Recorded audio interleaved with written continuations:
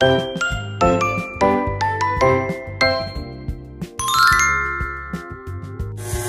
afternoon, everyone. I am Charles Matugas together with my group mates, Pinky Galyogo, Jorda May Sanchez, and Markel De Rosario. And our topic is about linguistic stylistics and discourse analysis, but the previous group has already discussed linguistic analysis. So in this presentation, we will focus on the following.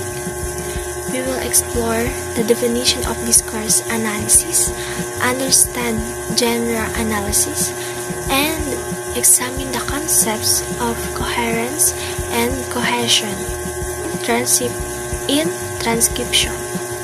Additionally, we will apply these concepts by analyzing a literary piece using both linguistic stylistics and discourse analysis. Alright class, now let's understand what discourse analysis is. So discourse analysis, it is the study of how language is used in real-life situations. This means we are not only looking at words or sentence, but we are also looking or trying to understand how meaning is created when people communicate with each other. For example, if someone says, "It's cold here," they might not just be stating a fact, but they could be indirectly asking someone to close the window. So that is how meaning goes beyond the literal words. Unlike traditional grammar, which only focuses on sentence structures, discourse analysis goes beyond that. It's look at language on a bigger level.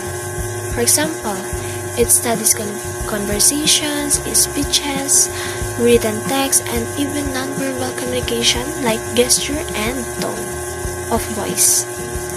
For example, if a person says, "Come here," in a soft voice versus a loud voice, the meaning or feeling can change.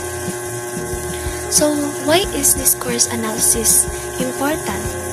It is because it helps us understand how people express ideas, share information, and interact in different situations, like in school, in media, and politics, and even in our everyday conversations. For example, the way a news reporter delivers information is different from how friends chat with each other. So there are two important aspects we need to remember. The first is context. So context refers to the situation where communication happens. We ask the questions like, who is speaking? Who is listening? Where does the conversation take place? And what is the purpose of the communication? For example, if a teacher says, "Pass your paper," in the classroom, students understand it as a command because of the situation. Second is function. Function focuses on what language is doing. For example, when someone speaks, are they trying to inform, to persuade, to ask questions, or express their emotions? For example, the sentence, "You should study harder," can function as an advice or even a warning. So, that is discourse analysis. Also looks at how language reflects social relationship, powers, and culture. For example, the way a teacher talks to students is different from how friends talk to each other. Another example, a teacher might say, "Please sit down and listen carefully," while a friend might simply say, "Uy, sit down na." So, in simple terms, discourse analysis helps us understand how language works in real-life communication, not just in isolated sentence but in real-life situations. So, for the conclusion, to sum up, discourse analysis is a study of a language in use and help us understand how meaning is formed through interaction, context, and purpose. So this is important because language is not only about rules but also about communication in real life. For example, even in a simple sentence like "okay" can have a different meanings depending on tone, situation, and relationship between speakers. So that would be all. Thank you.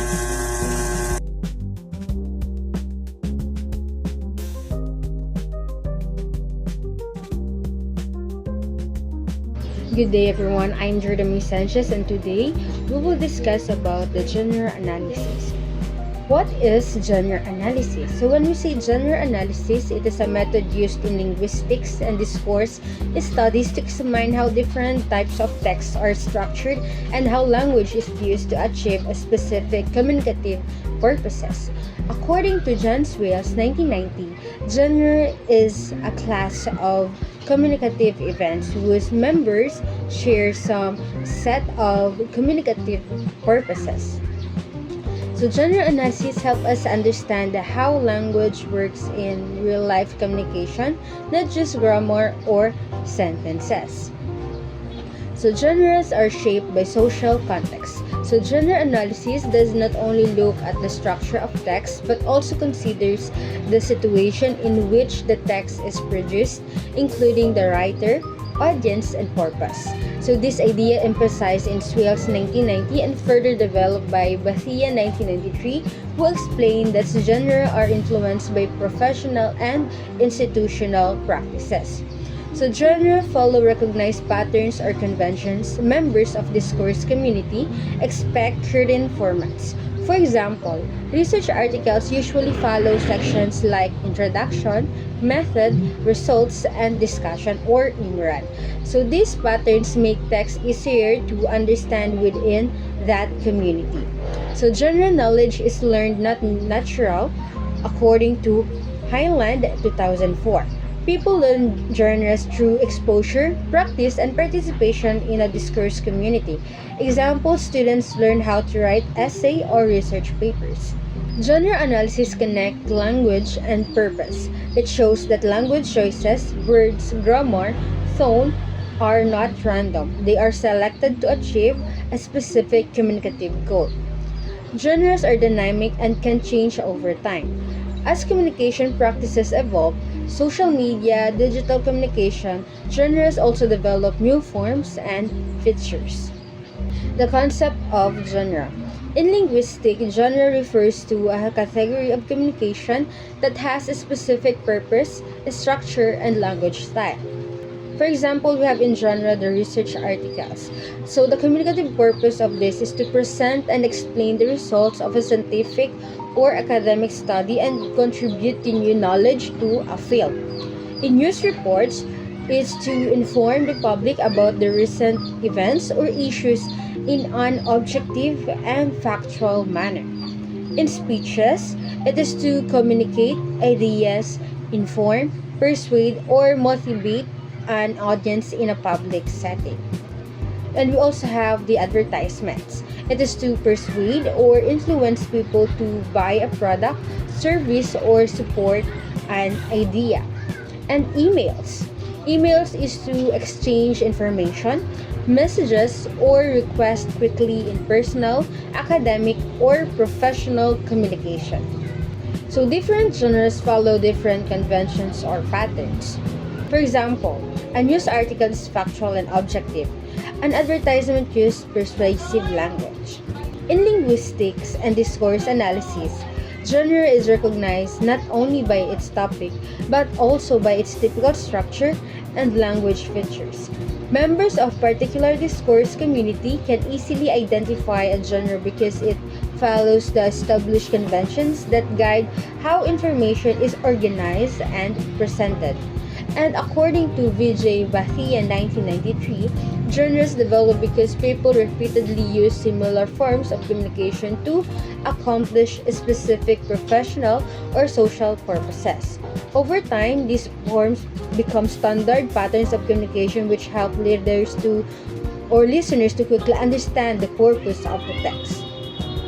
For example, a research paper usually contains sections such as the introduction, methodology, results, and discussion. A news article typically begins with a headline and lead paragraph summarizing the main event. And an advertisement often uses persuasive slogans and appealing language to influence consumers. So now let us move to the communicative purposes of the genre analysis. Communicative purpose refers to the main goal or function that a text intends to achieve in a particular context. And according to John Swales, 1990, communicative purpose is the central characteristics that defines a genre. It determines how a text is structured, the type of language used, and how information is organized. Because each genre has a specific communicative purpose, writers follow certain conventions or expectations when producing text. These conventions guide how ideas are presented so that readers within a discourse community can easily recognize and understand the message. For example, academic writers organize their research articles in a ways that clearly present their study and findings because the purpose of the genre is to share the knowledge with other researchers. Thus, communicative purpose shapes the structure, style, and rhetorical strategies used in genre. So now let us move to the approaches to genre analysis. So English for specific purposes or ESP. So it focuses on the professional, academic, and work text. Analyze the structure, language, and purpose of text in a specific fields. So we have the common examples like, for example, the research papers, business letters, reports, and grant proposals. So the purpose of this is to help the learners or professionals understand the conventions of specialized genre. Now, in the new rhetoric approach, the views of genres as social actions rather than just text structure. So it focuses on the social context and institutional functions of text. So studies how genres operate in settings like schools, workplace, or governments. And it shows how language is shaped by community expectations and social goals. Now, in systematic functional linguistic or SFL approach, it focuses on how language choices create meaning in context. So it examines the relationship between grammar, discourse structure, and social purposes. It helps explain how texts achieve their communicative goals through lexical and grammatical and even in the cohesive patterns. And it often is used to analyze the academic, professional, and media context. In education, genre analysis helps students understand and produce different types of text. It also improves the writing of essays, research papers, and reports by showing typical structures, styles, and language features. So in professional communication, it analyzes the workplace genres to ensure the effective communication. Examples, the legal documents, business letters, memos, or emails. And it also helps professionals to follow conventions and achieve the intended outcomes. In linguistic research, it helps scholars understand how language varies in different social and cultural contexts. It identifies patterns, structures, and language choices used by different communities. And it's also useful for studying academic, media, and professional discourse. Now let us move to the key concept of linguistic features of the genre. So genre analysis also examines the language features commonly used in genre, such as the vocabulary and sentence structure, verb tenses, level of formality, use of passive or active voice. For example, the research articles often include the technical vocabulary, the formal tone, the passive constructions, the hedging expressions like the suggest or might indicate, and according to Highland 2004, linguistic traces are closely related to the expectations of the discourse community. Writers select language features that fit the conventions of the genre and helps achieve the communicative purpose of the text. Example of genre analysis is the news articles. So the purpose of this is to inform the public. So the typical structure is that we have the headline, lead paragraph or the summary of the main event, and also the background information, quotes from sources, and conclusion. So in the language features, we have the objective tone, factual statements, reporting verbs like the said, reported, and explained, and it is very clear and concise sentences. By analyzing news articles, you can see how structure and language choices work together to inform readers effectively. So genre analysis identifies patterns that make the text recognizable and functional. Genre analysis helps us understand how texts are organized and why they follow certain structures. It explains how language achieves specific communicative goals, and it also improved academic and professional writing by teaching convention styles and reveals how language functions as discourse communities, connecting language used with social context. So genre analysis is not just about classifying text, it shows us how language works in society, helps writers communicate effectively, and allows readers Good day, to everyone. interpret My name text is Pinky accurately Rose within their Gallogo, and social today and I'm professional going to context. discuss coherence and cohesion in transcription. So the previous reporter, Mr. Martel Craig, discussed about genre analysis, and today I will be discussing about coherence and cohesion in transcription.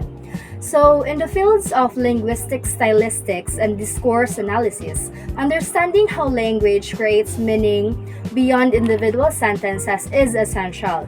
Two important concepts that help explain these are coherence and cohesion. So these elements are especially significant in transcription, where spoken or written language is represented in text form. So a well-transcribed discourse should not only capture words accurately, but also reflect how ideas are connected and understood. So what is cohesion? So when we say cohesion, it refers to the surface-level connections within a text. It involves the use of grammatical and lexical devices that link sentences and parts of a discourse together. So there are three types of cohesion. One is grammatical cohesion, lexical cohesion, and collocation.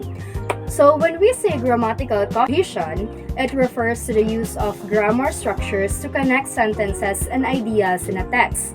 It uses function words like pronouns, conjunctions, and sentence structure to make the text flow smoothly and avoid repetition. So there are common devices used in grammatical cohesion. First, we have reference. So reference occurs when a word, usually a pronoun, refers back to another word or idea in the text to avoid repetition. So instead of repeating the same noun, we use pronouns like he, she, it, they to refer to something already mentioned. For example, John is a good student, so he studies every night. So he refers back to John. Next is substitution. Substitution replaces a word or phrase with another word to avoid repetition. So words like once, do, so are used to substitute for something already mentioned. For example, I need a pen. Do you have one? So one replaces a pen. Next is ellipsis. Ellipsis is when some words are omitted because they are already understood from the context. So instead of repeating the whole sentence, some parts are left out but the meaning remains clear. So for example, I ordered chicken and my friend ordered the pasta. So the word ordered is omitted in the second clause. So next is conjunctions. Conjunctions are words that connect sentences or clauses and show relationships between ideas. So they indicate addition, contrast, cause, or time. For example, in addition, I studied and I passed. For contrast, she is tired but she continues working. And cause, he was late because of traffic. So time, I will call you after class. So another types of cohesion is the lexical cohesion. Lexical cohesion refers to the use of vocabulary to connect parts of a text. It involves repeating words or using related words to keep the topic clear and consistent. So there are different ways in how to use it. First is repetition. Repetition involves repeating the same word or emphasize or maintaining a topic. It keeps the reader focused on the main idea. For example, education is important. Education helps people grow. Number 2, synonyms. Synonyms are different words with similar meanings used to avoid repetition. For example, they make the text more interesting while keeping the same idea. For example, the movie was great. The film was really amazing. Great and amazing have similar meanings. Lastly, collocation. Collocation refers to words that are commonly used together. Collocation is a type of lexical cohesion where words naturally go together in a language. So some words are commonly paired, and using the correct pair makes the sentence sound natural. For example, make a decision, strong coffee, and that's all. Now let's proceed to coherence. So what is coherence? Coherence refers to the overall meaning and logical flow of a text. So it is how ideas are organized and make sense to the reader or listener. So unlike cohesion, coherence is not just about language rules. It depends on logical sequencing or ideas. Ideas should be arranged in a clear and sensible order. Example: first, gather the materials. Next, prepare the mixture. Finally, bake it. So the steps are in proper order. So that is for in logical flow. So it also depends on the relevance of information. All sentences should relate to the main topic. Irrelevant ideas can confuse the reader. So, for example, if your topic is studying habits, so studying regularly improves grades. Reviewing lesson daily helps for memory. So both sentences are relevant. So also, it depends on the background knowledge of the reader or listener. Coherence depends on what the reader already knows. So writers, speakers should provide enough context. For example, the teacher discussed the new policy. It will affect all students. So this is clear if the reader knows what policy he refers to. So, coherence and cohesion in transcription is the process of converting spoken language into written form. In discourse analysis, transcription must capture not only words but also meaning and structure. So, the roles of cohesion in transcription, it helps maintain clear connections between spoken ideas, preserves references, who or what is being talked about, reflects natural speech patterns like repetition or connectors, and the role of coherence in transcription, it ensures the transcribed text makes sense as a whole, maintains the speaker's intended meaning, organizes fragmented spoken language into understandable form. So, in conclusion, coherence and cohesion are essential components in linguistic stylistics and discourse analysis, especially in transcription. While cohesion focuses on the linguistic links within a text, coherence ensures that the overall message is meaningful and logically connected. Together, they allow transcribed discourse to accurately reflect not only what is said, but also it is to understood. A good transcription balances both, resulting in a clear, connected, and meaningful representation of communication. So that's all for my part. Thank you very much for listening, and let's welcome the next reporter, Miss Gerda Sanchez. Good day everyone. I am Marco Cricoser del Rosario, and the selected piece of our group is The Road Not Taken by Robert Frost. Before that, let's first read the literary piece. Two roads diverge in a yellow wood, and sorry I could not travel both, and be one traveler long I stood, and looked down one as far as I could to where it bent in the undergrowth. Now, let's discuss the linguistic stylistics analysis. This focus is on the mechanics of the stanza. The first one is the lexical choice. The word diverge is the most formal word in the stanza. It means that it establishes a mathematical or geographical split which contrasts with the simple monosyllabic words like wood, boat, and stood. The second one is morphology and repetition. Notice the repetition of the conjunction "and" at the start of lines 2, 3, and 4. Meaning, this is a stylistic device called anaphora.